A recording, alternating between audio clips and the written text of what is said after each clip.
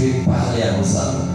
Au nom puissant et précieux de Jésus-Christ, qui est notre Seigneur et notre unique Sauveur, nous acclamons Jésus. Nous acclamons Jésus. C'est lui que nous acclamons. Nous acclamons celui qui est assis sur un trône très élevé. Nous acclamons les paraclés. Les paraclés, c'est l'attribut qu'on donne au Saint-Esprit. En Israël, on appelait paraclé. C'est lui qui avait la capacité d'écouter un langage, la langue d'un peuple étranger. Et qui pouvait les rapporter à un autre peuple qui ne comprenait pas ces langages. Alors cette personne avait la capacité d'écouter toutes les deux langues de deux côtés. Lorsqu'on appelle les Saint-Esprit les paraclés, il est les seuls qui comprennent le langage du Père et nous les apporte. Et qui sait comprendre notre langage et l'apporter au Père. Est-ce que quelqu'un peut encore acclamer les paraclés?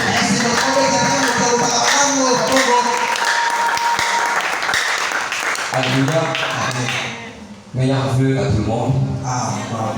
Est-ce que je peux transmettre cette joie à celui qui a donné? S'il y a moyen de dire je t'aime de l'amour du Seigneur. Qui ça de l'amour du Seigneur, s'il te plaît? Je t'aime de l'amour du Seigneur. Moi, je t'aime tout pour. Je t'aime tout pour. Alléluia. L'Éternel est merveilleux. Ce matin, bonne fête de Noël à tout le monde. Que Dieu nous bénisse abondamment. Vous avez traversé tout ce qui a été comme embûche ce matin pour venir dans la présence de Dieu. Ce n'est pas facile pendant les moments de fête de venir dans la présence de Dieu. Je dois dire merci à mon Père spirituel pour la marque de confiance. Ce n'est pas facile, je vous dis. Il faut vivre cela pour comprendre. Nous accorder la chair de la vérité. Pendant qu'il est en pleine forme, il est bourré de matière, bourré de révélations. Mais il a accepté de nous donner la chair, sa chair. C'est pour moi une marque de reconnaissance et je reconnais cela. Je dois dire merci à mes collègues qui sont là ce matin. Et je vous bénisse abondamment pour votre soutien. Dieu bénisse la LCP. Je disais que Dieu bénisse la LCP. Ce matin, je vais enseigner, mais comme si je prêchais. En ce matin, je vais plus bénir les gens. En ce matin, j'ai plus besoin de la disponibilité de ton esprit. Parce que je vais libérer plusieurs paroles de bénédiction. Et ces paroles vont avoir des effets dans les vies de ceux qui seront concentrés. J'ai amené un enseignement qui est assez pragmatique. Mais dans cet enseignement, il y a la portion de la bénédiction à l'intérieur. Alors tout ce que l'Esprit de Dieu va t'animer à faire, fais-le parce que nous sommes dans sa présence. Et personne ne lit ta bouche ce matin pour répondre Amen à toutes les paroles de bénédiction. Et déjà d'emblée, je ligote tout esprit qui passerait pour ligoter les bouches des gens. Tout esprit qui essaierait de mettre la distraction dans les esprits des gens. Je les soumets au bas de la croix de Golgotha. Est-ce qu'on peut honorer la parole du Seigneur en s'élevant? Je suis dans l'Apocalypse 19, 6 à 9. Je vais lire les premiers versets après vous allez voir soir. Apocalypse 19, 6 à 9. La Bible dit, et j'entendis comme une voix d'une foule nombreuse, comme un bruit de grosses eaux, et comme un bruit de tonnerre puissant. Alléluia. Alléluia. Car le Seigneur notre Dieu tout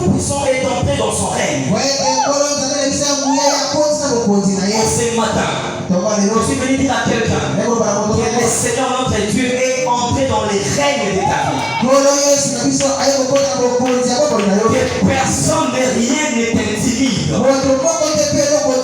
Cette année ne va pas se terminer ainsi. Je te dis la franche vérité. On dit en français qu'une minute avant la mort, c'est la vie.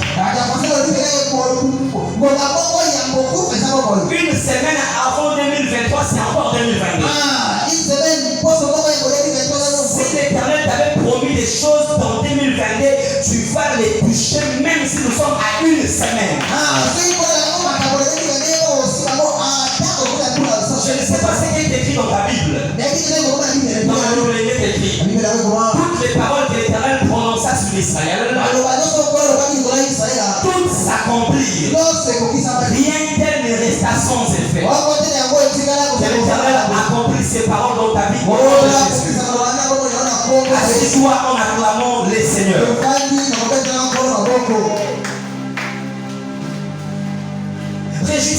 Réjouissons-nous et soyons dans l'allégresse. Et dans l'gloire. Oh, j'aime ça, car les noces de l'agneau sont venues. Je suis venu annoncer la saison des noces. Nous sommes arrivés dans la saison des noces. Car les noces de l'agneau sont venues. J'aime ça. Et son épouse s'est préparée. Et il lui a été donné de se revêtir d'un fin lin. Éclatant pur. Car les fins lin, ce sont les œuvres justes des saints. Regardez cette partie. Il y avait les noces, il y a l'épouse qui est préparée. Mais parmi les choses préparées sur l'épouse, il y avait les fins lin. Matthieu chapitre 2, 22. Matthieu chapitre 22, le verset D. La Bible dit ceci. Le royaume des cieux semblable à un roi qui fit des noces pour son fils. Il envoya ses serviteurs appeler ceux qui étaient invités aux noces. Je vais lire rapidement. Mais ils ne voulurent pas venir. Il envoya encore d'autres serviteurs en disant: dites aux conviés, voici j'ai préparé mon festin. Mes bœufs et mes brebis grasses sont tués. Tout est prêt. Venez aux noces. Mais sans s'inquiéter de l'invitation, ils sont allèrent, celui-ci à son champ, celui-là à son trafic. Et les autres saisirent les serviteurs, les outragèrent et les tuèrent. Le roi fut irrité et il envoya ses troupes. Fit périr ses meurtriers et brûla leur ville. Alors il dit à ses serviteurs: les noces sont prêtes, mais les conviés n'en étaient pas dignes. Allez donc dans les carrefours et appelez aux noces tous ceux qui vous trouverez. Ses serviteurs allèrent dans les chemins, rassemblèrent tous ceux qu'ils trouvèrent, méchants et bons, et la salle des noces fut pleine de convives. Le roi entra pour voir ceux qui étaient à table, et il aperçut là un homme qui n'avait pas revêtu d'un habit des noces. J'aime ça. Il n'était pas révélé, il n'avait pas un habit des noces. Il lui dit: mon ami, comment es-tu entré ici sans avoir un habit des noces? Cet homme eut la bouche fermée.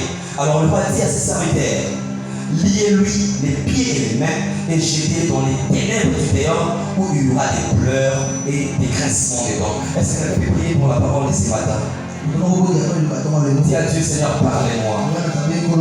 Ta parole me touche le cœur. Ta parole me transforme. Parlez-moi ce matin. Au nom de Jésus-Christ. Amen. Je vais partager ce matin avec vous sur ces termes. Un habit des noces. Laisse-moi parler de Jésus. Pourquoi je veux parler de ces termes? Lorsque mon père m'a appelé pour me donner la permission de prêcher, il m'a dit que ce thème doit tourner autour de la réflexion par rapport au fait qui s'annonce et qui nous sort. Nous sommes dans une période de fête. Alors l'objectif principal de cet enseignement, c'est de nous apprendre comment vivre pendant les moments de fête. Même ce matin, je vais parler d'un habit de noces. Il y a une réflexion derrière ces termes. Il est très important que vous me donniez vos oreilles spirituelles. Mais frère, c'est quoi un nabi? On dit qu'un nabi, c'est un vêtement propre à une fonction. Un nabi, c'est un vêtement propre à une fonction. On peut catégoriser l'habit pour dire qu'un uniforme est un habit qui est propre pour les études. Lorsqu'on parle des uniformes scolaires, c'est pour les études. Lorsque nous voyons une tenue militaire, on comprend que c'est lui, c'est un militaire. C'est là où on reconnaît la fonction de l'homme par rapport aussi à sa tenue. On reconnaît les œuvres d'une personne par rapport à ce qu'il a placé sur lui. Mais frère, c'est quoi les noces? Les noces, on dit que c'est le mariage. C'est une fête du mariage. Mais on dit aussi que c'est toutes les célébrations qui accompagnent le mariage. C'est la joie qui se réunit autour d'une célébration appelée mariage. Mes très chers frères et sœurs, mon enseignement de ce matin a plusieurs objectifs. Mais je voulais le mettre en 3 seulement. Le premier objectif, c'est de nous apprendre la posture qu'a toujours eu la face de Dieu. La position qu'a toujours eu la face de Dieu. Et c'est sûr quand son enfant est dans les jouissances. J'aimerais vous dire une chose. Lorsque tu es dans la joie, lorsque tu es en train de fêter, je suis venu te dire t'apprendre comment la face de Dieu et ses cieux fonctionnent. J'aimerais te dire une chose. Quand tu es dans les fêtes, les yeux de l'Éternel et sa face ne se positionne pas sur une même place. Dans les fêtes, la face de Dieu se réjouit. Mais ses yeux contrôlent. Lorsque tu es en train de te réjouir, sache que la face de Dieu est en train de te regarder avec joie. Mais ses yeux sont dans les places où il va contrôler. Je ne vous ai pas inventé quelque chose de nouvel. Dans 2 Samuel, le chapitre 6, le verset 1 à 16. La Bible dit que l'arche de l'Éternel était dérobée. Les enfants d'Israël étaient dans la désolation. Il n'y avait pas de fête en Israël. Mais lorsque le roi David est venu, il a compris qu'il devait ramener l'arche de l'Éternel. Lorsqu'il ramenait l'arche, c'était la joie dans le peuple d'Israël. L'Éternel était aussi joyeux. La Bible même dit que l'arche de l'Éternel bénit la maison de Obed-Édom. La face de l'Éternel était contente. Mais je fais une précision. La Bible dit qu'il y avait une personne qui était placée auprès de l'arche. Cet homme s'appelait Uza. Le nom Uza veut dire celui que l'Éternel a élevé. Alors pendant que l'arche de l'Éternel marchait, Uza marchait avec l'arche. Uza croyait que parce que nous sommes dans la fête, la face de l'Éternel est dans la joie. Ses yeux ont perdu contrôle. Uza s'est trompé de jour. Il est allé toucher à ce que l'Éternel n'avait pas permis. Voyant que la joie sur la face de Dieu exclut son contrôle. Lorsque Uza a touché à l'arche, du coup pendant la fête il y a eu un mort. Qu'est-ce que je peux expliquer? Pendant le moment de jouissance, la face de l'Éternel est contente, mais ses yeux sont sur la ligne de contrôle. Je vais scandaliser quelqu'un. Il est possible pour un enfant de Dieu de mourir pendant le temps de fête que l'Éternel a donné. Parce que la fête donne la joie à Dieu, mais ça n'est pas n'annule pas les contrôles. Le deuxième objectif, c'est de nous rappeler la volonté de Dieu par rapport à tout ce qui constitue la joie. Et la quiétude de sort. Je suis venu parler aux chrétiens. Nous n'avons pas cru à un Dieu qui nous ramène des deuils en deuil. La volonté de Dieu dans ta vie, ce n'est pas que tu marches tête courbée. La volonté de Dieu pour ta vie, c'est que tu sois un homme de joie. La volonté de Dieu dans ta vie, c'est que tu aies la tête élevée. Lorsque tu pleures, lorsque tu es dans les tourments, ce n'est pas ça ce que l'Éternel veut de toi. La volonté de Dieu dans ta vie est que tu te réjouisses. La Bible même dit, je veux que tu prospères à tous états. Sois en bonne santé, comme prospère l'état de ton âme. Et même ma prière ce matin, que l'Éternel fasse prospérer dans l'état des hommes. Que l'Éternel fasse prospérer des entreprises. Que l'Éternel fasse prospérer dans le travail. Que l'Éternel fasse prospérer dans le mariage. Au nom de Jésus. Le troisième objectif, c'est de nous encourager à fêter. Lorsqu'il faut fêter, mais surtout à bien fêter.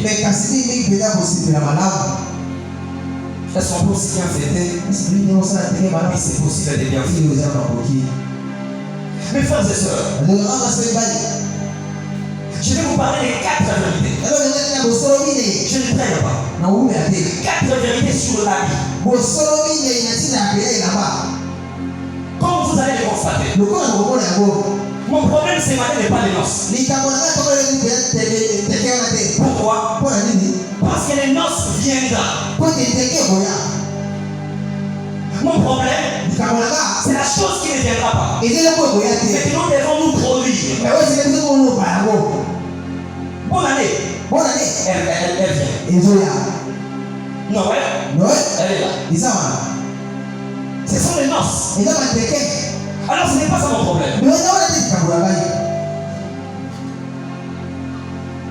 Écoutez ces 4 vérités sur la vie. Aujourd'hui nous parlons de la vie. Mais en Israël, la vie n'était pas n'importe quoi. Bibliquement parlant, les amis ne sont pas des choses à négliger. Écoutez ces 4 vérités. Premièrement, la vie étant une couverture, il fait le même travail qu'un homme qui aime son ami. Sur le corps de l'homme, la vie fait le même travail qu'un homme qui aime son ami. Je vais expliquer ça. Vous savez, telles qu'elles sont là, ni qu'étaient les amis que l'évangéliste Michée a mis, ils seraient découverts. Qu'est-ce que Proverbe me dit par rapport à l'ami, à l'homme qui aime son ami? Proverbe 17:9 me dit ceci. C'est lui qui cache les fautes de son ami. Il les couvre. Lorsque mon ami pêche, lorsque mon frère tombe, et que je fais l'effort de couvrir cette faute, je me fais un bon ami. Mais c'est lui qui me déclare divise les amis. C'est-à-dire c'est lui qui enlève, c'est lui qui fait découvrir la faute. Et c'est le travail que la vie fait dans le corps.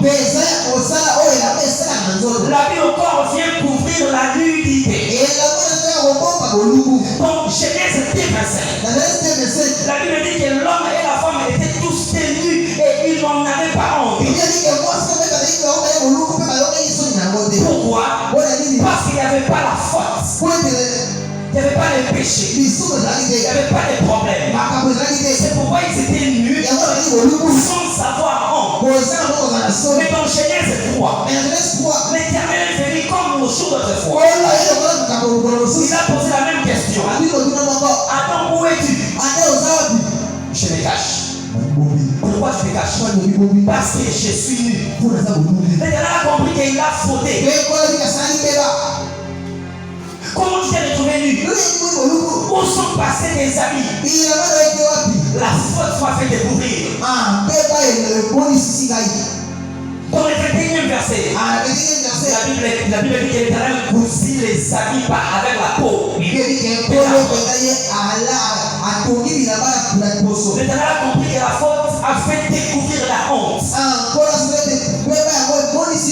Il a pris l'habit, il a fait de cela comme un ami. Et l'habit couvre la honte. Mais quand je parle de la honte, maintenant que je parle de l'habit, parmi nous ici, il y a des gens qui ont la honte, mais qui sont couverts par les habits. Parmi nous ici, il y a des gens à l'intérieur d'eux, ils ont la honte, mais qui sont couverts par les habits. Quand je vous dirai la deuxième vérité, vous comprendrez le sens de ce que je veux dire. Et c'est quoi la deuxième vérité? C'est à force de maintenir au corps la vie qui cache la honte,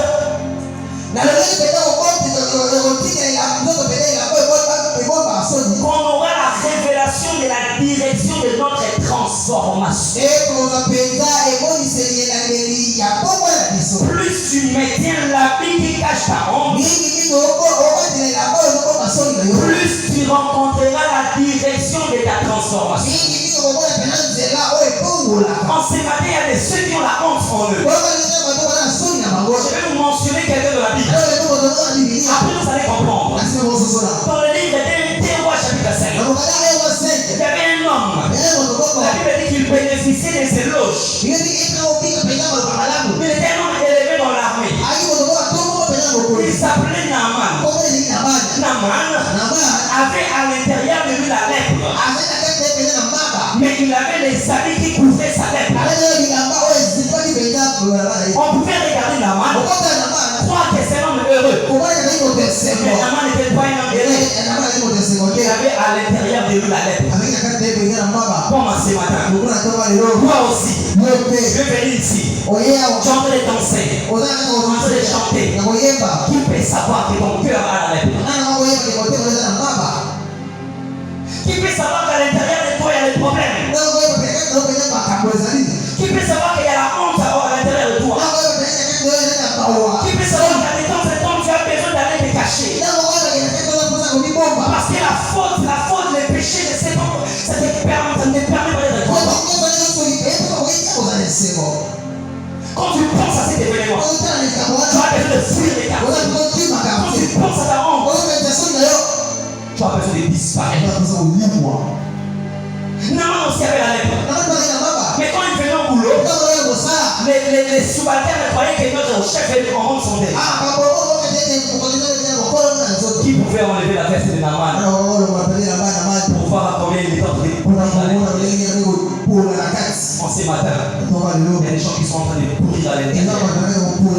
Ils ont juste mis l'habit de la joie à l'intérieur. Ils sont en train de payer. Si ce n'est pas le cas avec toi, il y a des signes qui le vivent. Les gens sont en train de se promener, en train de danser, mais tu peux voir la lèpre à l'intérieur. La nuit, il ne dort pas. Il y a la lèpre qui fait mal. Tu n'es pas le premier à vivre ça. Naaman avait vécu ça. La Bible dit qu'il recevait des éloges. Et ça fait très mal dans le cœur de recevoir des éloges pendant qu'on reconnaît qu'on est dans un état de faiblesse. Moi, il m'arrive souvent. Tu traverses des moments assez compliqués. Mais pendant tel moment, les gens te consultent. Ils viennent, ils disent qu'ils croient qu'ils auront la solution. Moi-même, j'ai la lèpre. Les gens, lorsqu'ils te regardent, ils croient que tu es en paix. Mais ils ne savent pas que derrière cet habit-là de la chambre se cache la lèpre. Qui peut savoir que cette femme n'a pas mangé la nuit? Qui peut savoir que cet homme n'a pas d'enfant? Ça me rappelle Luc chapitre 5. La Bible dit ceci. Élisabeth et Zacharie marchaient pieds-et-mains. Ce n'était pas des pauvres pécheurs. C'était des hommes qui servaient Dieu. Et l'homme et la femme. Mais la Bible dit Élisabeth était lépreuse. Élisabeth était lépreuse. Malgré qu'elle servait Dieu, il y a des choses qui n'allaient pas. Mais derrière la vie que vous voyez, c'est caché la lèpre. C'est comme toi. On te voit chanter, on te voit danser. Qui peut savoir qu'il manque les milliards? Qui peut savoir que cette femme a laissé un mort à la maison? Mais voilà lorsqu'elle chante, c'est juste un habit. En soi, il y a un problème. Mais c'était quoi la vérité que j'avais dit? C'est à force de maintenir la vie qui cache la honte qu'on aura la direction de notre transformation.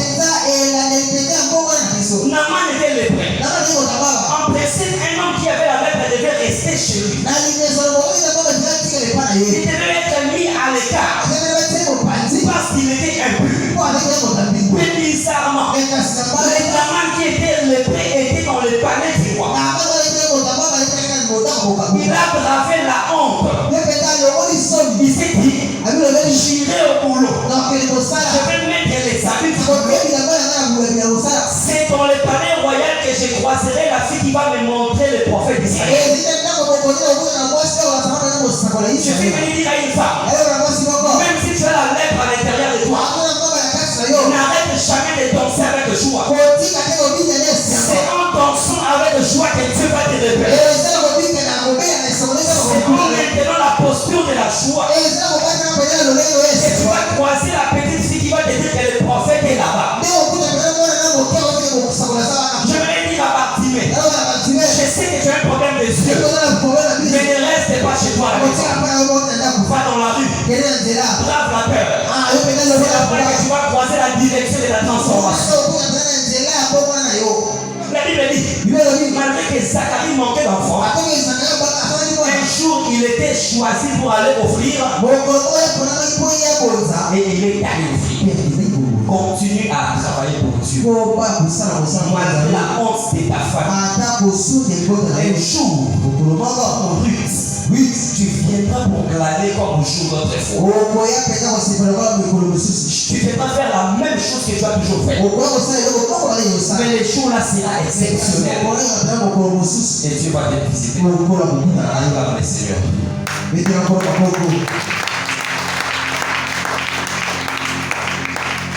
La troisième vérité, mes frères.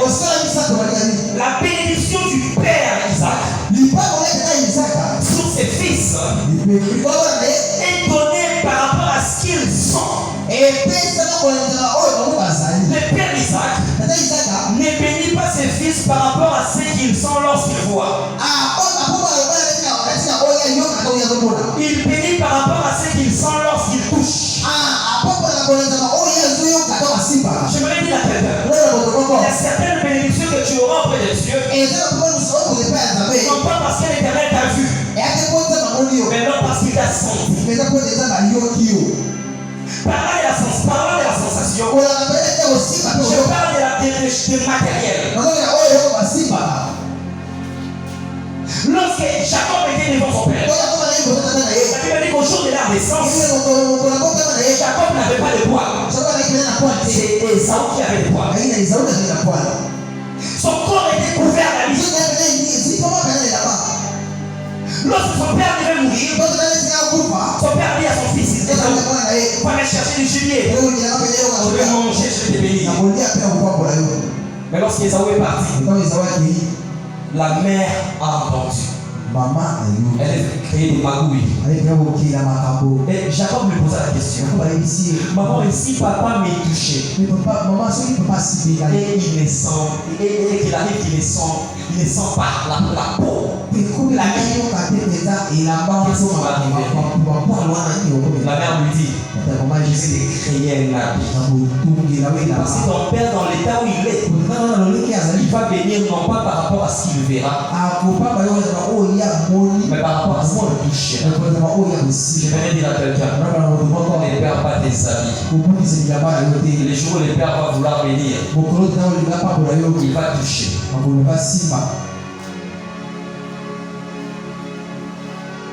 Quatrième vérité, c'est de nous révéler la vérité clé sur la Bible. Des noces et ses portées. La Bible des noces a des portées. Mes frères, ces paroles, je dois entrer directement dans le vif du sujet. Le premier point est unique. La Bible des noces. Qu'est-ce que je vais dire sur la Bible des noces?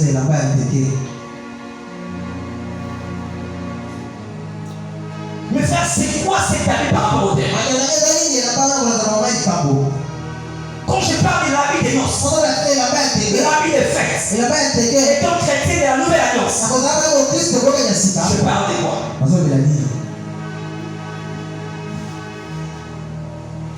C'est le vêtement que Joseph portait. C'est le vêtement que Paul portait. C'est le vêtement que Daniel portait. C'est le vêtement que l'autre portait. C'est le vêtement que Shadrach, Meshach et Abednego portaient. C'est même le vêtement que Jésus-Christ portait. C'est ces vêtements dont je parle. La Bible des noces. C'est ces vêtements que Shadrach, Meshach